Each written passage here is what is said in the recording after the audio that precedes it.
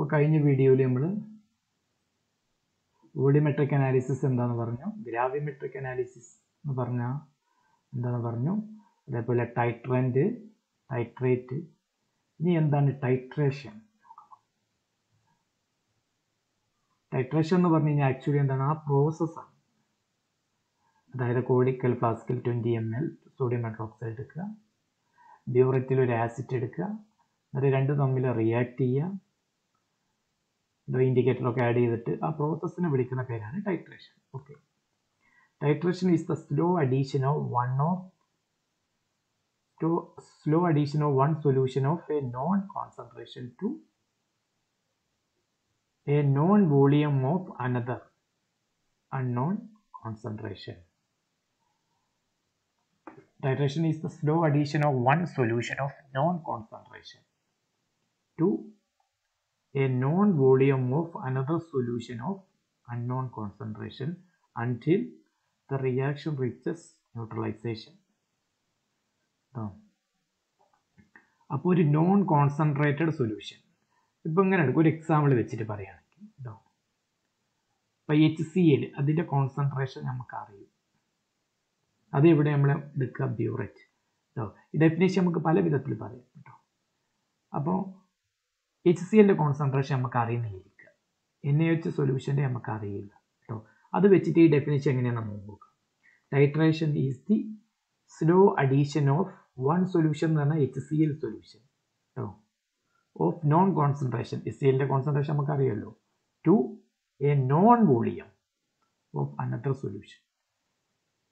Non volume എന്ന് പറഞ്ഞു കഴിഞ്ഞാൽ കോണിക്കൽ ഫ്ലാസ്കിൽ എടുക്കുന്ന വോളിയം നമുക്ക് അറിയാമല്ലോ, 20 ml of another solution of unknown concentration. Sodium hydroxide concentration നമുക്ക് അറിയില്ല until the reaction reaches neutralisation. അപ്പോൾ സ്ലോ അഡീഷൻ ഏത് വരെയാണ്? ന്യൂട്രലൈസേഷൻ വരെ, which is often indicated by colour change by using indicator കേട്ടോ.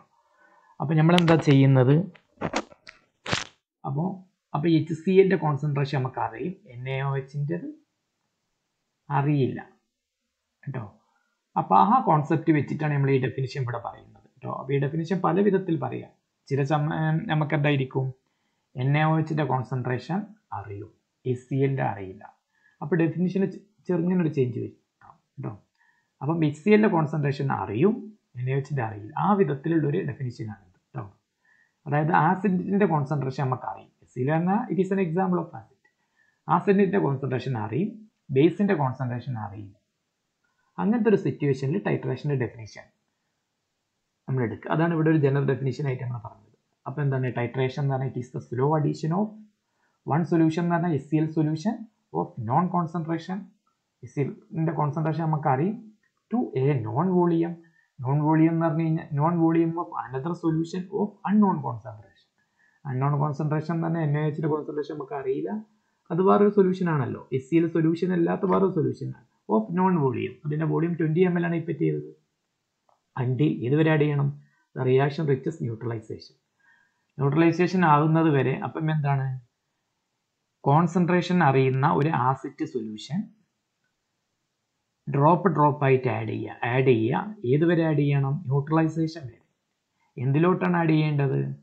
കോൺസെൻട്രേഷൻ അറിയാത്ത സൊല്യൂഷൻ, പക്ഷെ അതിൻ്റെ വോളിയം നമുക്ക് അല്ലെ, ബേസിൻ്റെ വോളിയം 20 ml ആണല്ലോ ഇപ്പം ചെയ്യുക, അപ്പം അതിൻ്റെ വോളിയം ആഡ് ചെയ്യുക. ഏതുവരെ ആഡ് ചെയ്യുക?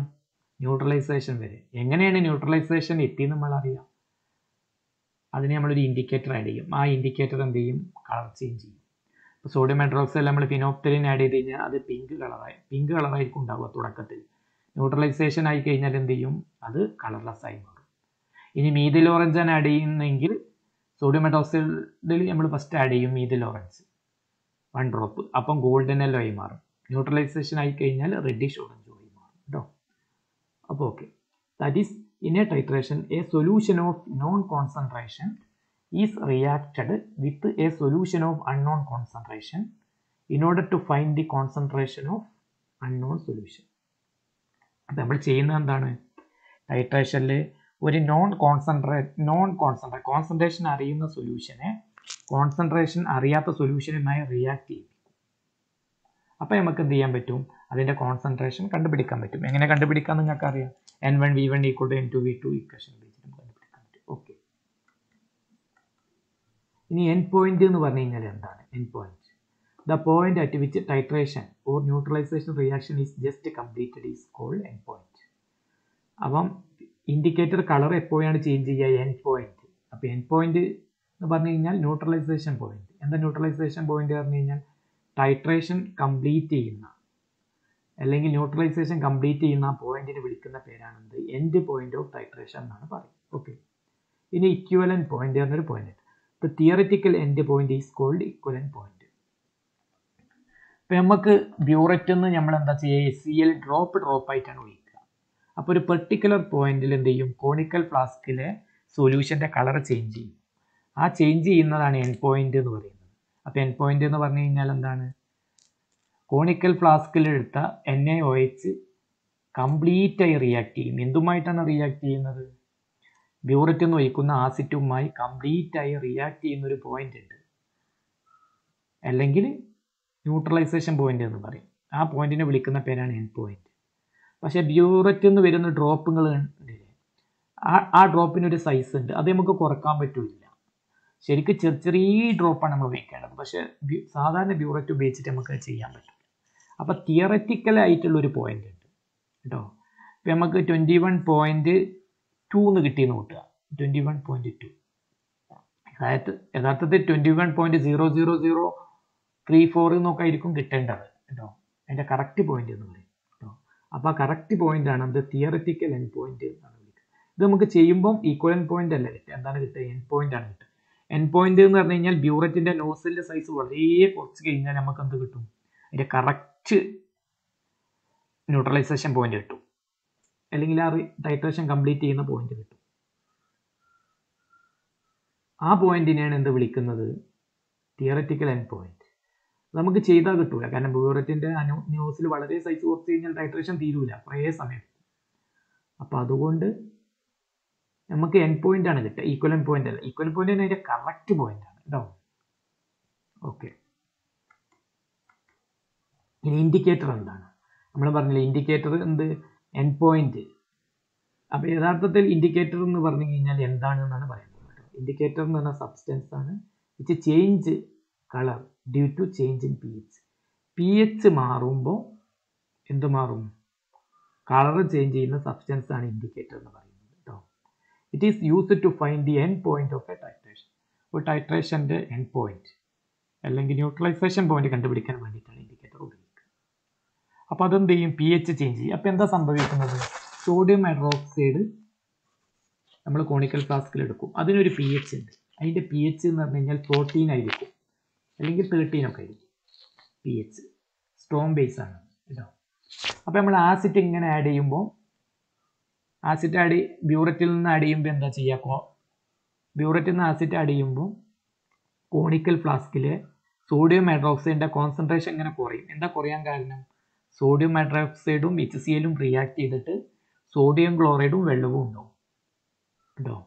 അപ്പം NaOHന്റെ കോൺസെൻട്രേഷൻ ഇങ്ങനെ കുറയും. NaOH എന്തായി മാറും? HClയുമായി റിയാക്ട് ചെയ്തിട്ട് NaClഉം H2യും മാറും. അതായത് NaOHന്റെ കോൺസെൻട്രേഷൻ അളവ് കുറയുമ്പോൾ pH കുറയും കേട്ടോ. അങ്ങനെ കുറഞ്ഞ് ഇങ്ങനെ ഒരു പെർട്ടിക്കുലർ പോയിന്റിൽ, അതായത് ഒരു പ്രത്യേക സമയത്ത് കോണിക്കൽ ഫ്ലാസ്കിലുള്ള NaOH കംപ്ലീറ്റ് ആയിട്ട് എന്തായി മാറും? ഉപ്പും വെള്ളവുമായി മാറും. അപ്പം ആ പോയിന്റാണ് എൻ പോയിന്റ് എന്ന് പറയുന്നത്. കോണിക്കൽ ഫ്ലാസ്കിലുള്ള കംപ്ലീറ്റ് NaOHും 20 ml റിയാക്ട് ചെയ്ത് കഴിഞ്ഞു കഴിഞ്ഞാൽ പിന്നെ കോണിക്കൽ ഫ്ലാസ്കിൽ NaOH ഉണ്ടാവുമോ? ഉണ്ടാവില്ല. അതാണ് എൻ പോയിന്റ് അല്ലെങ്കിൽ ഇക്വലന്റ് പോയിന്റ് എന്ന് പറയുന്നത്. അപ്പോൾ ആ പോയിന്റിൽ എന്ത് ചെയ്യും? pH നല്ല ഒരു pH ആണ് ചേഞ്ച് ചെയ്യും. അപ്പം ഇൻഡിക്കേറ്റർ എന്ത് ചെയ്യും? കളർ ചേഞ്ച് ചെയ്യുക കേട്ടോ. അപ്പം കോണിക്കൽ ഫ്ലാസ്കിൽ നമ്മൾ NaOH ആണ് ഉള്ളതെന്ന് നോക്കുക. നമ്മൾ ഫീനോപ്തലിൻ ആഡ് ചെയ്ത് കഴിഞ്ഞാൽ പിങ്ക് കളറായി മാറും. ഒരു പെർട്ടിക്കുലർ സമയത്ത്, അതായത് എൻ പോയിന്റിൽ സോഡിയം ഹൈഡ്രോക്സൈഡ് പിന്നെ കോണിക്കൽ ഫ്ലാസ്കിൽ ഉണ്ടാവില്ല. അപ്പം എന്ത് മാറും?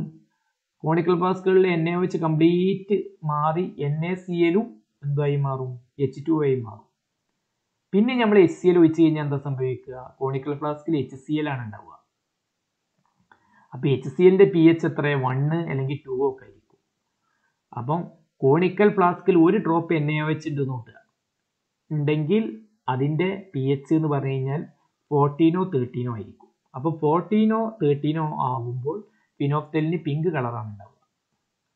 ഇനി എൻ പോയിന്റ് കോണിക്കൽ ഫ്ലാസ്കിലെ കംപ്ലീറ്റ് NaOHും റിയാക്ട് ചെയ്ത് കഴിഞ്ഞാൽ പിന്നെ NaOH ഉണ്ടാവില്ല. പിന്നെ നമ്മൾ വീണ്ടും നമ്മൾ HCl കുറച്ച് ആഡ് ചെയ്ത് നോക്കുക. എപ്പോഴും കുറച്ച് കൂടുതൽ നമ്മൾ ആഡ് ചെയ്യും കേട്ടോ. ആഡ് ചെയ്യുമ്പോൾ എന്ത് ചെയ്യും, pH 1 ആയി മാറും. അപ്പോൾ pH 1 ആവുമ്പോൾ ഫിനോഫ്തലിൻ എന്തായി മാറും, കളർലെസ് ആയി മാറും. മനസ്സിലായില്ലേ? അതായത് pH ചേഞ്ച് ചെയ്യുമ്പോൾ പെട്ടെന്ന് ചേഞ്ച് ചെയ്യില്ല. അപ്പം 1 2 13 pH അല്ലെങ്കിൽ 10 pH 3 2 ആയി മാറുമ്പോൾ ഫിനോഫ്തലിൻ എന്ത് ചെയ്യും, കളർ ചേഞ്ച് ചെയ്യും. അത് എപ്പോഴും അതിൻ്റെ എൻ പോയിന്റിലായിരിക്കും കേട്ടോ. പ്രത്യേക എൻ പോയിന്റിലായിരിക്കും. അതുകൊണ്ട് എൻ പോയിന്റ് കണ്ടുപിടിക്കാൻ വേണ്ടിയിട്ട്, അപ്പോൾ എൻ പോയിന്റിൽ അതായത് കോണിക്കൽ ഫ്ലാസ്കിലെ NaOH കംപ്ലീറ്റ് റിയാക്ട് ചെയ്യുമ്പോൾ കോണിക്കൽ ഫ്ലാസ്കിലെ pH മൊത്തത്തിൽ ചേഞ്ച് ചെയ്യും. ആ ചേഞ്ച് ചെയ്ത് നമുക്ക് മനസ്സിലാവില്ല, നോക്കിയാൽ മനസ്സിലാവില്ല. അപ്പം നമുക്ക് കാണിച്ചു തരുന്ന സാധനമാണ് ഇൻഡിക്കേറ്റർ. ഇൻഡിക്കേറ്റർ എന്താ ചെയ്യുന്നത്, കോണിക്കൽ ഫ്ലാസ്കിലെ pH ചേഞ്ച് ചെയ്യുമ്പം ഇൻഡിക്കേറ്ററും എന്ത് ചെയ്യും കേട്ടോ. കോണിക്കൽ ഫ്ലാസ്കിലുള്ള സൊല്യൂഷൻ്റെ pH ചേഞ്ച് ചെയ്യുമ്പം ഇൻഡിക്കേറ്ററും ചേഞ്ച് ചെയ്യും. എപ്പോഴും ചേഞ്ച് ചെയ്യുകയില്ല, നല്ലൊരു ചേഞ്ച് ഉണ്ടാവുമ്പോൾ, അതായത് ഓരോ ഇൻഡിക്കേറ്ററിനും ഓരോ pHലാണ് അത് ചേഞ്ച് ചെയ്യുക കേട്ടോ. അതിന് കറസ്പോണ്ടിങ് ആയിട്ടുള്ള ഇൻഡിക്കേറ്ററാണ് നമ്മൾ ആഡ് ചെയ്യുക. ഓക്കെ, അപ്പം ഇൻഡിക്കേറ്റർ ആ substance with change in colour due to change in pH മാറുമ്പോൾ കളർ ചേഞ്ച് ചെയ്യുന്ന സബ്സ്റ്റൻസ് ആണ് ഇൻഡിക്കേറ്റർ. എൻ പോയിന്റ് കണ്ടുപിടിക്കാൻ വേണ്ടിയിട്ടാണ് സാധാരണ ഉപയോഗിക്കാറ്. നമ്മൾ സാധാരണ ഉപയോഗിക്കുന്നത് ഫിനോഫ്തലിനും മീഥൈൽ ഓറഞ്ചും. ഫിനോഫ്തലിനും മീഥൈൽ ഓറഞ്ചും. ഓക്കെ, അപ്പം ബാക്കി നമുക്ക്